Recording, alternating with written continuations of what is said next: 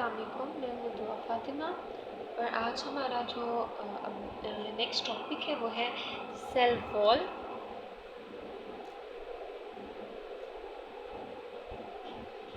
Cell wall है, ठीक है। अगर आप सेल वॉल की बात करें तो प्लांट्स में, बैक्टीरियाज में और जो फंजाई होते हैं उनमें ये प्रेजेंट होती है सेल वॉल, ठीक है। और फंजाई, ठीक है। इसके अलावा जो सॉरी थोड़ा सा किया है, ठीक है। तो जो सेल वॉल होती है ये एक, ठीक है, ये एक नॉन लिविंग स्ट्रक्चर है, नॉन लिविंग होती है, ठीक है। उसके बाद जो हाइपोटोनिक जो सॉल्यूशन होते हैं, हाइपोटोनिक जो होते हैं उनमें ये बर्स्ट हो जाती है। हाइपोटोनिक सॉल्यूशंस में जो है ना ये बर्स्ट हो जाती है, फट जाती है, ये उनमें सर्वाइव नहीं कर सकती। वैसे ये नॉन लिविंग ही होती है, ठीक है। अब अगर हम इसके स्ट्रक्चर की बात करें या ये कहाँ पे प्रेजेंट होता है, तो इसकी अगर हम बात करें तो जो इसकी जो थिकनेस है ना, थिकनेस में ये वेरी करती है, इसकी थिकनेस, ठीक है। मैं लिख देती हूँ, ये इसकी जो थिकनेस है वो वेरी करेगी। डिफरेंट सेल्स में डिफरेंट इसकी थिकनेस होती है, ठीक है। ये सिक्रीट कौन करता है? जो प्रोटोप्लाज्म होता है सेल का, वो इसे सिक्रीट करता है, ठीक है। प्रोटोप्लाज्म इसे सिक्रीट करता है। उसके बाद अगर हम प्लांट्स में देखें तो जो प्लांट्स के जो सेल वॉल होती है ना प्लांट्स में, उसमें हमारे पास सेलुलोज पाया जाता है, ठीक है। जो इसके अलावा हमारे पास जो होती है प्रोकैरियोटिक सेल्स, जो प्रोकैरियोट्स होते हैं या बैक्टीरियाज होते हैं, ठीक है, उनमें जो हमारे पास सेल वॉल होती है ना, उसमें हमारे पास पाया जाता है पेप्टाइडोग्लाइकन, पेप्टाइडोग्लाइकन, ठीक है। इसे म्यूरीन भी कहते हैं। कि अगर हमसे पूछ लें कि प्रोकैरियोटिक सेल वॉल में क्या पाया जाता है, पेप्टाइडोग्लाइकन ऑप्शन में ना हो, म्यूरीन हो, तो हम म्यूरीन, MUREIN, म्यूरीन को भी हम जो है ना कर सकते हैं, ठीक है। म्यूरीन भी इसको कहते हैं। उसके अलावा अगर हम फंजाई की देखें तो फंजाई की जो होती है ना सेल वॉल, उसमें हमारे पास पाया जाता है काइटिन। जो काइटिन है वो एक टफ मटीरियल होता है, ठीक है। एनिमल्स में तो सेल वॉल होती ही नहीं ना, एब्सेंट होती है, क्योंकि लोकोमोशन शो करते हैं और जो भी मतलब लोकोमोशन शो करते हैं तो उनमें सेल वॉल नहीं होती, ठीक है। उसके बाद अगर हम इसकी कंपोजिशन की बात करें या इसकी लेयर्स की बात करें तो इसमें मेनली 3 लेयर्स होती हैं, सेकेंडरी, प्राइमरी और मिडल लेमेला होती है, ठीक है। सबसे पहले अगर हम मिडल लेमेला की बात करें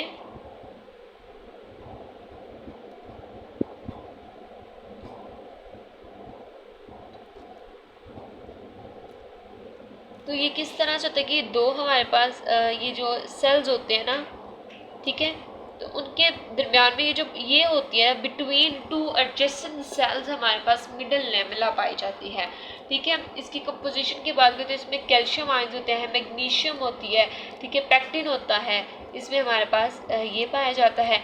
ये बिटवीन नेबरिंग सेल्स, तो एडजेसेंट सेल्स में हमारे पास जो है ना मिडल लेमेला पाई जाती है, ठीक है। इसके अलावा इसमें हमारे पास कैल्शियम पेक्टेट भी पाया जाता है, pectate.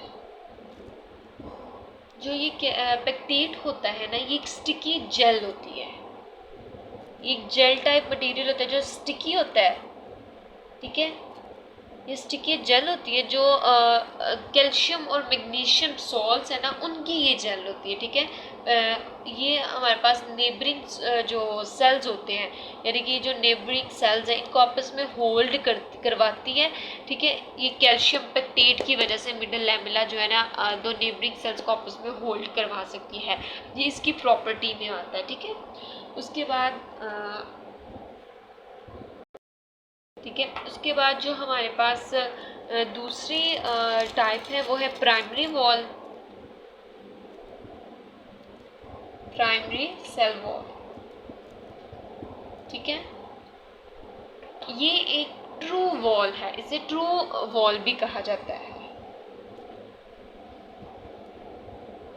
True wall, true wall क्यों कहा जाता है कि जो जब सेल डिवाइड होता है ना ड्यूरिंग, यानी कि सेल डिवीजन के दौरान, जो न्यूली ग्रोइंग सेल्स होते हैं उनमें ये पाई जाती है।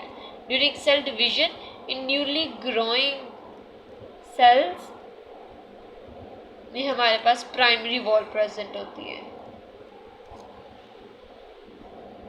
ठीक है, सेल्स में हमारे पास प्राइमरी वॉल होती है। ठीक है, इसके बाद अगर हम इसकी देखें तो ये जो हमारे पास जो है ना प्राइमरी वॉल, ये थिन होती है। ठीक है, ये पतली सी एक लेयर होती है, ये थिन होती है और ये थोड़ा सा फ्लेक्सिबल भी होती है। ठीक है, फ्लेक्सिबिलिटी जो सेल्स में आती है, it is due to the primary wall. ठीक है, उसके बाद अगर हम देखें इसकी कंपोजिशन, तो इसकी पोजीशन में है सेलुलोज होता है, इसमें हेमीसेलुलोज होता है।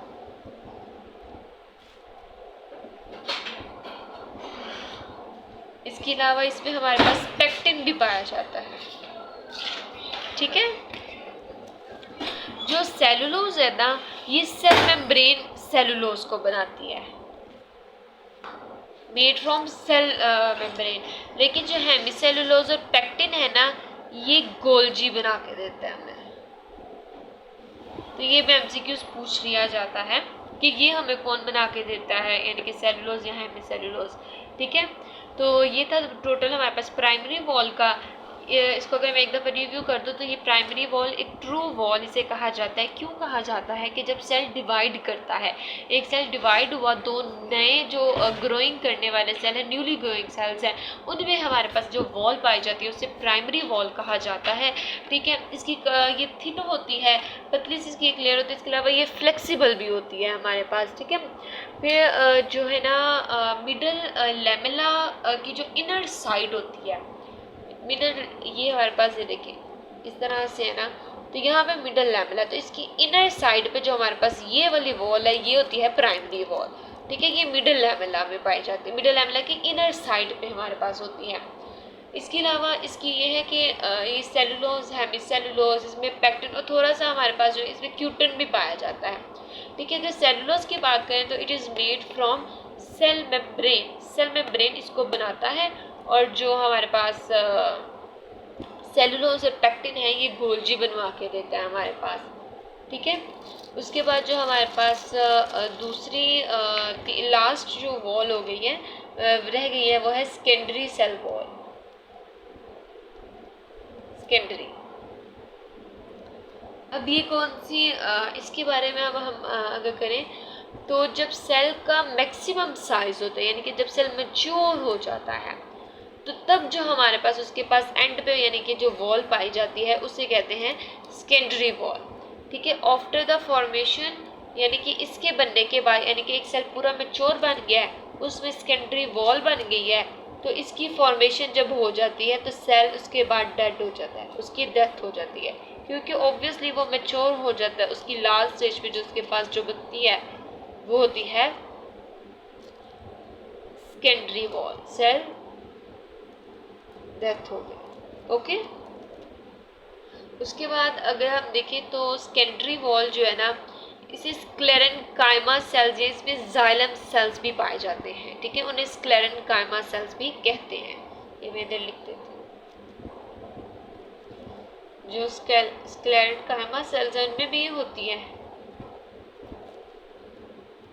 ठीक है, उसके बाद जो हमारे पास कोट्स होते हैं, कोट से क्या मुराद, लाइक नट्स होते हैं ना, तो उनके कोट्स होते हैं। लाइक हमारे पास अखरोट हो गया, अखरोट के ऊपर उसका शेल सा होता है, वो एक शील्डिंग सी लेयर थोड़ी सी चढ़ी होती है। फिर आलमंड्स में भी होती है, फिर इस तरह से बहुत से नट्स होते हैं जैसे, ठीक है ना। तो ये जो कोट्स चढ़े होते हैं ना उसके ऊपर, वो कौन सी लेयर उसकी, वो सेकेंडरी होती है। ठीक है, इसके सेकेंडरी लेयर होती है जो उसके ऊपर कोट्स में जो पाई जाती है। ठीक है, इसके अलावा ये बनती कैसे, इसमें इनऑर्गेनिक आयंस होते हैं, ये मैं लिख लेती हूँ,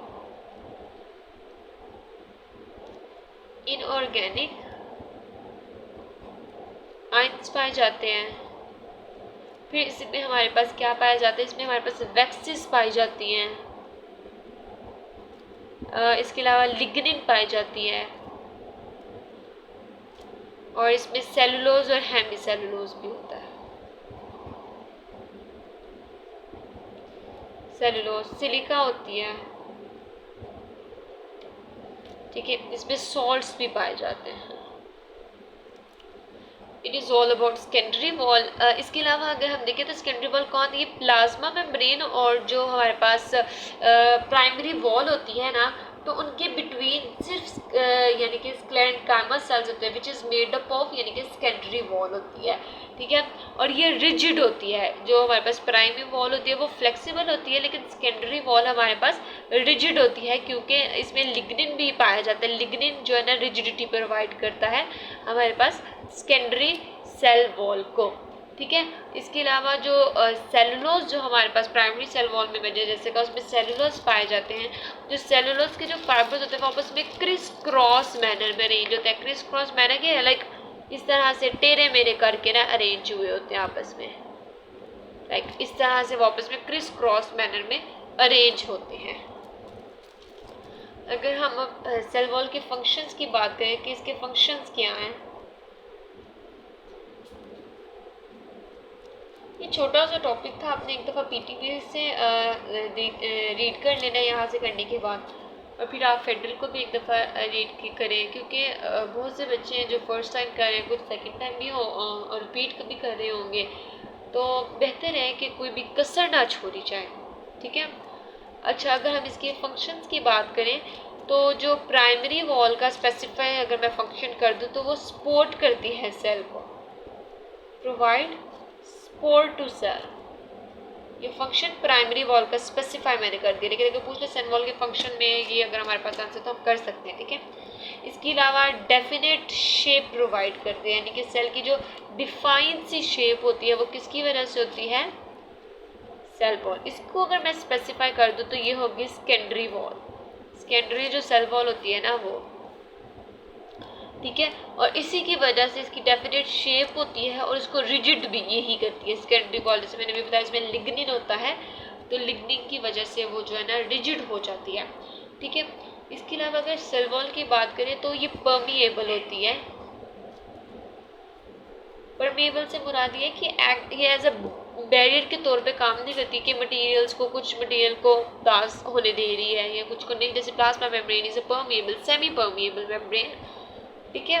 तो ये परमिएबल होती है, ये हर चीज़ को नहीं हर चीज़ को मतलब पास करने देती है, लेकिन प्लाज्मा मेम्ब्रेन सबको पास नहीं होने देती, वो कुछ स्पेसिफिक चीज़ों को पास होने देती है, इसीलिए उसे सेमी परमिएबल मेम्ब्रेन कहते हैं। और इसको परमिएबल कहते हैं कि ये एज अ बैरियर काम नहीं करती, ठीक है, ये परमिएबल होती है। उसके बाद अगर हम इसकी करें तो ये सेल वॉल जो है ना हमारे पास ऑस्मोटिक लाइसिस, ऑस्मोटिक लाइसिस से ये आई थिंक गलत करती है, मैंने लिख लिया, हाँ ठीक है, जो ऑस्मोटिक लाइसिस होती है ना उससे प्रिवेंट करती है हमारे पास, किसको, सेल को प्रिवेंट करती है, यानी कि सेल की ऑस्मोटिक लाइसिस होती है उसे प्रिवेंट करती है। जैसे सबसे पहले मैंने आपको कहा था कि जो हाइपोटोनिक सॉल्यूशंस होते हैं इनमें सेल बर्स्ट हो जाता है, ठीक है। तो ताकि अब सेल बर्स्ट ना हो तो उससे जो इसको प्रिवेंट करती है, उसको जो प्रोटेक्शन प्रोवाइड करती है सेल को कि ये हाइपोटोनिक सॉल्यूशन में फटे ना, बर्स्ट ना हो, उसके लिए हमारे पास सेल वॉल जो है ना एज अ फंक्शन इसका सेल वॉल को ये भी है। इसके अलावा जो है ना ये मटेरियल्स की ट्रांसलोकेशन में भी हेल्प करती है, ट्रांसलोकेशन ऑफ मटेरियल्स